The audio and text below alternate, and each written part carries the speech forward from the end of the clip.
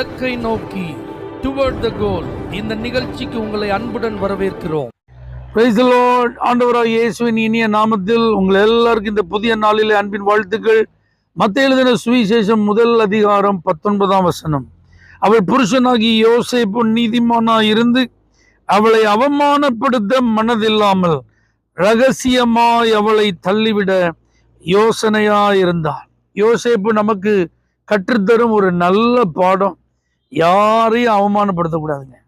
இப்ப மரியாதை அவன் அவமானப்படுத்துவதற்கு முழு உரிமை இருக்கிறது. ஏன்னா திருமணத்துக்கு நிச்சயிக்கப்பட்டிருக்கிறாள் இவருக்காக. இப்ப இவங்க 2 பேரும் திருமணத்திற்கு ஆயத்தமாக்கி கொண்டிருக்கிற காலகட்டத்துல ஒரு செய்தி வருது, மரியாள் கர்ப்பவதியாயிருக்கிறாள். அப்போ உலக வழக்கத்தின்படி, மனித யோசனையின்படி ஏதோ ஒரு தவறு என்ன செஞ்சிருக்கு, நடந்திருக்கிறது. அப்ப கண்டிப்பா இவர் இதை ஒரு பெரிய பிரச்சனையை என்ன செஞ்சிருக்கலாம், மாற்றி இருக்கலாம். அந்த சகோதரியை எந்த அளவுக்கு கேவலப்படுத்தணுமோ அந்த அளவுக்கு கேவலப்படுத்தியிருக்கலாம்.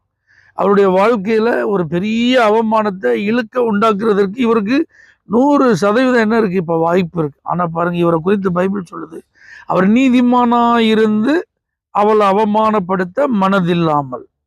அப்ப இதுல இருந்து நாம கற்றுக்கொள்ள வேண்டிய ஒரு காரியம், யாரையும் அவமானப்படுத்தக்கூடாது, இழிவுபடுத்தக்கூடாது, யாரையும் வேதனைப்படுத்தக்கூடாது, யாரையும் அசிங்கப்படுத்தக்கூடாது, யாருக்கு விரோதமாகவும் செயல்பட்டு அவர்களுடைய குற்றங்களை, அவருடைய குறைவுகளை எல்லாருக்கும் தெரிகிற மாதிரி தூற்றி தெரியக்கூடாது. இப்ப இங்க பாருங்க, நடந்தது என்ன அப்படிங்கிறது இவருக்கு தெரியாது. ஏன் இந்த காரியம் நடக்குது அப்படிங்கிறது இவருக்கு புரியாது. ஆனா இங்க முழுக்க முழுக்க தேவன் ஈடுபட்டு கொண்டிருக்கிறார். அவருடைய அனாதி தீர்மானத்தின்படி எல்லாம் நடந்துட்டு இருக்கு. இப்ப ஆண்டவரே அதற்கு பின்பு சில காரியங்களை அவருக்கு வெளிப்படுத்தினதுனால அவர் அந்த மரியாதை தன்னோடு கூட சேர்த்து கொண்டு தேவ சித்தத்தில் இடம் பிடித்தார். இத மாதிரி உண்மையா பொய்யா அப்படிங்கிறது தீர்மானம் பண்றதுக்கு முன்னாடியே காதுல கேட்டதை வச்சு, யாரோ சொன்னதை வச்சு, ஒரு யூகத்துல எதுவும் என்ன செஞ்சிடக்கூடாது, பேசிடக்கூடாது, செஞ்சிடக்கூடாது. ரொம்ப கவனம் தேவை. இவர் பாருங்க அப்படியே யோசனை பண்ணிட்டே இருக்கிறார், ரகசியமா இதை எப்படி டீல் பண்ணலாம். ஏன்னா இது அவர் சம்பந்தப்பட்ட காரியம், அப்படியே லைஃப் சம்பந்தப்பட்ட காரியம். அவர் கண்டிப்பா இப்போ ஒரு தீர்மானம் எடுத்தே ஆகணும்.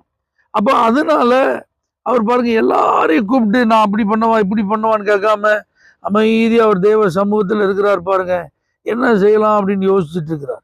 ஆகவே இதை போலதான் நம்முடைய வாழ்வில் நம்ம ஏதாவது ஒரு நபர் சம்பந்தப்பட்ட காரியத்தில் ஒரு தீர்மானம் பண்ணணும்.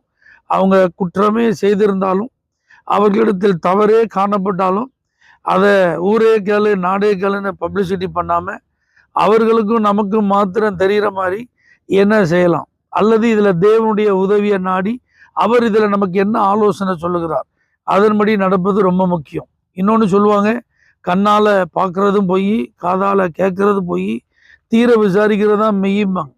அதனால ஏதோ அங்க கேள்விப்பட்டேன், இங்க பார்த்தேன், இப்படி இருக்குமா அப்படி இருக்குமான்னு நாமே யோகித்து கொண்டிராமல் காரியங்களை திட்டமாய் விசாரித்து அது உண்மையா அப்படிங்கிறத அறிந்து, அல்லது பொய்யா என்பதை அறிந்து, அதுக்கு ஏற்றாற் போல நம்ம எப்படி நடக்கணுங்கிறத நம்ம தெய்வீக ஞானத்தோடு செய்ய கர்த்தர் நமக்கு கிருபை தரட்டும்.